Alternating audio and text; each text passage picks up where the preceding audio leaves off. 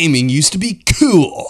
Not for nerds. It was edgy. So mature. Like a porta potty at a Slipknot concert. Don't go in soft or sober. Haha. Gaming was tough. Shadow the Hedgehog cursed and kissed your mother with that mouth. How do you think you got here? Xbox's showcase had The Rock hard as Bill Gates hardware, staying hard by hardly playing soft or micro, but by playing Microsoft on hard, with Hard Rock playing while on the White Rock, cause that's hard. Consoles were at war. Everything had not gay colors. Cool colors, dude. Controllers and consoles sometimes looked like Kanye's wife. Characters had eating disorders. And tits so big, if they were real, chiropractors would be nutcrackers. Straighten out that L1 and rub out one, brother. Everyone basically looked like Vin Diesel or Billie Eilish. And what do we have now? Well, we still kind of have some of the same things, but games, for some reason, don't really feel the same. Games don't really hit the same, and maybe I'm looking through nostalgia goggles, that's possible, but it seems like a lot of people are catching a waft of the same fart. I'm going to look at the time from the late 90s to the early 2000s to now, because that's when gaming was giving us a little tickle in the zipper. The 80s was basically Stranger Things with AIDS, and gaming and autism advanced in the 90s, and so that's where we'll start. Unlike OnlyFans today, gaming in the 90s wasn't really something that everybody did. Damn it, Granny! Because it was expensive and limited until the mid-90s, PlayStation, Dreamcast, and Nintendo 64 gave it the old bump and hump. 2D went to 3D, cartridge went to CD, and MJ went, it's me. The console designers realized that everything in tech looked like a fax machine, so they tried to look more cool and futuristic. So they made things look round and colorful and super unnatural to hold, like that thing hiding in your mom's sock drawer because your mom can't sit on a PlayStation. The marketing was very Full House on fentanyl. You know, innocent and fun, like when Marty McFly thought we would have hoverboards in Back to the Future, but instead we got Granny blowing her back out for $5.99. Damn it, Granny! The world used to be so innocent. Nintendo was always kind of aimed more for kids, with the Pixar Sopranos being a massive hit. PlayStation had something for everyone, but was more edgy, with Mortal Kombat and shooters, and Sega was for Asians. The vibe from video games would move with pop culture into the late 90s. They had things like Nirvana and stuff, but there was a lot of sugary stuff in the 90s. Everybody was tired of NSYNC, Friends, and rollerblades and moved to Fred Durst, X Games, and MTV. It was peak white guy, so everyone traded in their sugar pop for booger sugar, and the game culture followed. The PlayStation 2 was released, and then the Bill Gates box came out to break off a piece of that gaming ass. The aesthetics of games mostly went for edgy realism with an over-exaggerated look I call steroid sci-fi. And the movies and the music reflect that. At the time, you'd see why it was cool guy prime. People talk about what the world would look like if Hitler won the war. Now imagine if the world was run by a Ritalin-infused teenage boy that can't stop giving his wiener an Indian burn. And that guy's calling the shots.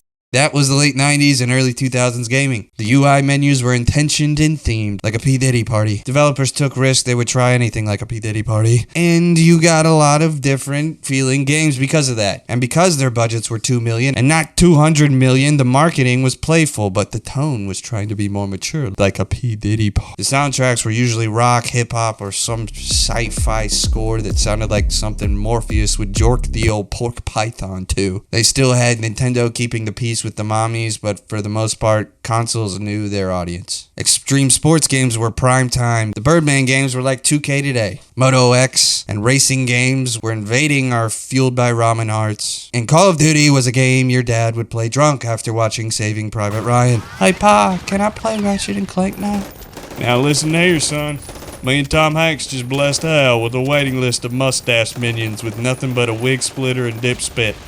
Now I gotta save Matt Damon before Hitler hand hugs his wiener schnitzel. Oh, damn! Run, Forrest! RPG! Halo LAN parties were a gateway drug to long-term semen retention. Thank the Lord. You'd catch a whiff of scoliosis just from playing a demo for 10 minutes at Walmart. And video game stores for kids were like an art museum for psychedelic hacky sackers. And maybe I'm biased, dude, but it was tight. Tighter than the clench of Andrew Tate buried ass up at a pride parade. It was tight. The graphics are kind of what sparked the realism in games. In a couple years, it went from being slightly better than Minecraft to don't play GTA without a rubber. It was the first time the world of gaming sucked you in and sometimes off. which is why a lot of people believe it was the gaming golden age. The vibes were skibbity urinal cakes, or whatever the brain rot children of the corn are saying these days. Games were finding their potential, and I think that's why the 2000s gaming era felt so good. It was kind of the perfect storm of innovation, creative control, and everything was just new. Nobody had done this. The whole industry was just kind of figuring it out. But the industry had character and personality, and I think it was kind of the right place at the right time for a lot of stuff going down back then. Back then, developers cared about games because they could. It was too new for big money to milk the cash cow until it's a sectional with others. As time went on, there was still a heavy demand for some of the same games we grew up on, but then Nintendo kind of cornered the family market with the Wii, and they realized that the only thing thicker than a Pixar mom's dumpy was her wallet, which didn't change the feel of games, but definitely reinvented the family gaming experience. Games started getting bigger and more powerful, so different genres and niches would start developing out of this. Console design and controller layouts kind of focused more on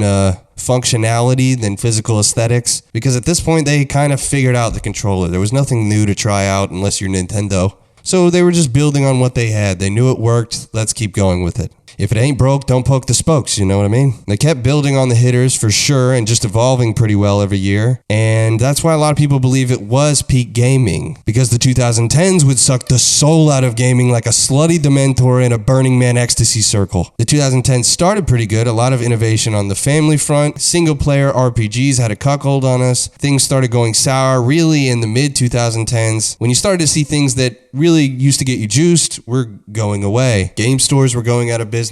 Massive franchises were getting cut, and others were getting torched by the fans because of the quality dropping. Couch co-op was suddenly becoming like Jack Sparrow in Dead Man's Chest. Jack Sparrow is a dying breed.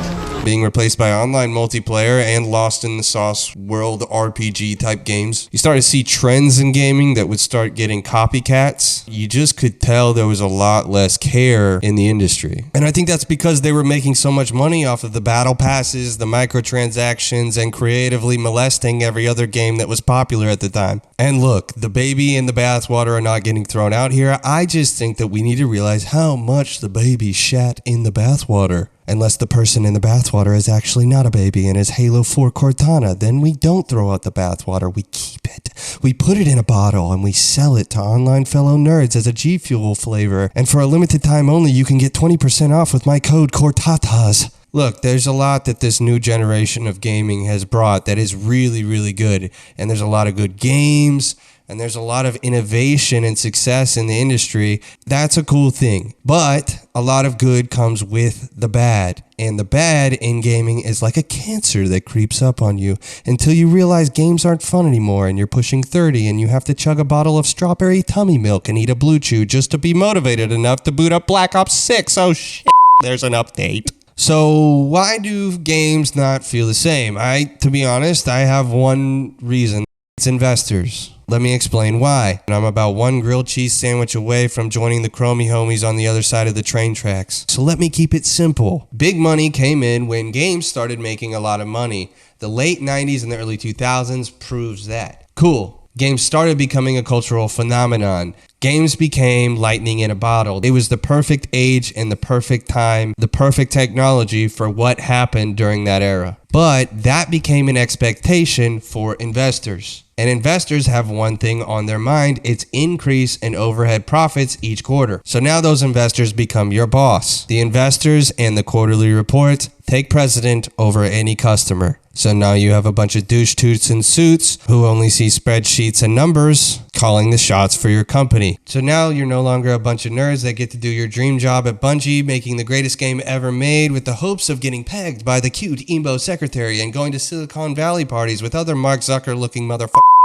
Now you are a slave to ungodly deadlines, budget cuts, and quarterly report. So it doesn't matter if Call of Duty makes billions of dollars, they still have to cut Hi-Fi Rush and the entire studio just because the quarter doesn't look great. That's what sucks. It's just like the movies. The movies do the same thing. I mean, it's just big business. And games have gotten just as big, if not bigger than movies. Gaming became corporate. And if I had to describe how games feel today, that's what I would say. Corporate. I mean, every time I open a UI menu, it feels like a shopping mall, a billboard, or a casino. Budgets are bloated and they're underpaying devs. Pre-orders are basically a scam because if we got your money before you played it, doesn't matter. The quarter looks great. I've said quarter way too many times. And games look pretty, but they have no soul. Like if God nerfed Margot Robbie with autism, I would literally die for her. Traditional game consumerism is dead, and the industry is full of activism, and these things affect just picking up and playing a PlayStation. Not right away, but over time. I mean, there's a lot of cool things about gaming today, you know? The remasters of old games is fun. I mean, there's a lot of good games that have come out, even just recently. Black Myth Jackie Chan just blew up the world. I mean, the whole world has changed, but the revenue is insane, so it has to do with some of that. That's why I think games have changed. That's why I don't think games feel the same. It's still fun gaming. I enjoy it. That's why I still do it. But I do think that what happened in the early 2000s and the late 90s was the golden age because it was so new and now it's been taken over by big money. And that doesn't mean you still can't have fun with it. There's still good movies out. There's still good games. But I do think it slowly chips away at the soul of gaming. It takes away little by little things that you like and it slowly just becomes less interesting. And maybe that's my age speaking. That could have something to do with it for sure. But that's where I'm at. Look, if you made it this far, I appreciate your support. And if you liked the video, then thank you. I'm just trying to have fun here. If you got a chuckle out of it, then awesome, dude.